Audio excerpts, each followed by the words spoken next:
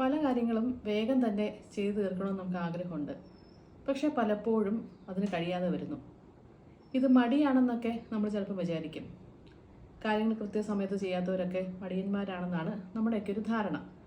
പക്ഷേ ഈ മടി മാത്രമാണോ നമ്മൾ കാര്യങ്ങൾ ചെയ്യാതെ മാറ്റിവെക്കുന്നതിന് പിന്നിൽ എന്ന് നമ്മൾ ആലോചിച്ച് നോക്കണം. നമ്മൾ പ്രൊക്രാസ്റ്റിനേഷൻ എന്ന് പറയില്ലേ, ഒരു കാര്യം മാറ്റിവെക്കുകയാണ്, അതൊരിക്കലും കംപ്ലീറ്റ് ആവുന്നില്ല. എന്നാൽ നമ്മൾ കുറച്ച് സമയം സ്പെൻഡ് ചെയ്താൽ ഈസിലി നമുക്ക് ചെയ്തു തീർക്കാൻ പറ്റുന്ന ഒരു കാര്യമായിരിക്കും നമ്മുടെ ഒരു സ്കില്ല് വെച്ച് നോക്കുമ്പോൾ. എന്നിട്ട് സാധിക്കുന്നില്ല. നമ്മൾ പൊതുവെ വിചാരിക്കുക കാര്യങ്ങൾ ചെയ്യാതെ മാറ്റിവെക്കുന്ന ആൾക്കാർ അവർ റിലാക്സ്ഡ് ആയിരിക്കും, അവർക്ക് ഒന്നിനെ പറ്റി ഒരു ടെൻഷനും ഉണ്ടാവില്ല. നമ്മൾ ചിലപ്പോൾ കുട്ടികളോടൊക്കെ പറയില്ലേ, ഒന്നും പഠിക്കാതിരിക്കുന്നു, എന്ത് ഈസി ആയിട്ട് നീ നടക്കുന്നു, നിനക്ക് എന്താണ് ഇതിൻ്റെ ഒന്നും പ്രാധാന്യം അറിയാഞ്ഞിട്ടാണ്, ടെൻഷൻ ഇല്ലാഞ്ഞിട്ടാണ് എന്നൊക്കെ നമ്മൾ പറയും. പക്ഷെ പലപ്പോഴും ഈ മടിയുള്ള ആളുകളുമായിട്ട് പ്രൊക്രാസ്റ്റിനേറ്റ് ചെയ്യുന്ന ആളുകൾക്ക് ഒരുപാട് വ്യത്യാസമുണ്ട്. മടിയുള്ള ആളുകൾക്ക് ടെൻഷൻ ഉണ്ടാവില്ല. അവർക്ക് കോൺസിക്വൻസിനെ പറ്റിയോ അല്ലെങ്കിൽ അത് ചെയ്യാതിരിക്കുമ്പോൾ ഉണ്ടാകുന്ന കുഴപ്പങ്ങളെ പറ്റിയോ ഒന്നും അത്ര ഒരു ചിന്തിക്കുന്ന രീതി ഉണ്ടാവില്ല. പക്ഷേ പ്രൊക്രാസ്റ്റിനേറ്റ് ചെയ്യുന്ന ആളുകൾ വളരെ ടെൻഷനിലായിരിക്കും. കാര്യങ്ങൾ കൃത്യമായിട്ട് ചെയ്യുന്നില്ല എങ്കിൽ പോലും അവർ ആ സമയം വെറുതെ ഇരിക്കുകയാണെന്ന് നമുക്ക് തോന്നിയാലും അവർ ഒരുപാട് ടെൻഷൻ അനുഭവിക്കുകയായിരിക്കും. എനിക്കൊന്നും ചെയ്യാൻ പറ്റുന്നില്ലല്ലോ, അല്ലെങ്കിൽ ഞാനിത് ചെയ്തു കഴിഞ്ഞാൽ അതൊരു അബദ്ധമായി തീർന്നാൽ എന്ത് പറ്റും, ഞാൻ ചെയ്യുന്ന വർക്കിൻ്റെ ക്വാളിറ്റി മോശമാണെങ്കിൽ എന്ത് ചെയ്യും, മറ്റുള്ളവരെന്നെ കളിയാക്കിയാൽ എന്ത് ചെയ്യും, ഞാനൊരു ക്വാളിറ്റി ഇല്ലാത്ത ആളാണെന്ന് അവർ മനസ്സിലാക്കുമോ എന്നൊക്കെ ഭയപ്പെട്ട് കാര്യങ്ങൾ പലപ്പോഴും ചെയ്യാതെ മാറ്റി വയ്ക്കലായിരിക്കും പ്രൊക്രാസ്റ്റിനേറ്റ് ചെയ്യുന്ന ആളുകൾ ചെയ്യുക.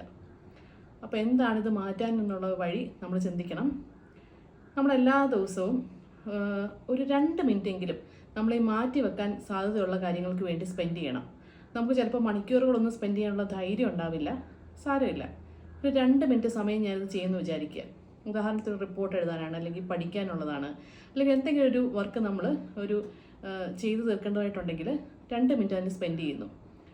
അതിനുശേഷം പതുക്കെ ഓരോ ദിവസവും നമ്മൾ ഏറ്റവും കുറഞ്ഞ 2 മിനിറ്റ് സ്പെൻഡ് ചെയ്യുന്നു. നമ്മൾ പലപ്പോഴും ആ സമയം സ്പെൻഡ് ചെയ്യുമ്പോൾ നമുക്ക് മനസ്സിലാവും നമ്മൾ ഇത്രയും ടെൻഷൻ അടിക്കാനായിട്ടുള്ള കാര്യങ്ങളില്ല, അത് ചെയ്യാനുള്ള കാര്യങ്ങളേ ഉള്ളൂ എന്ന് നമുക്ക് പിടികിട്ടും. അപ്പോൾ ആ ഒരു ധൈര്യം വരാനായിട്ട് ഇത് ഉപയോഗിക്കാം.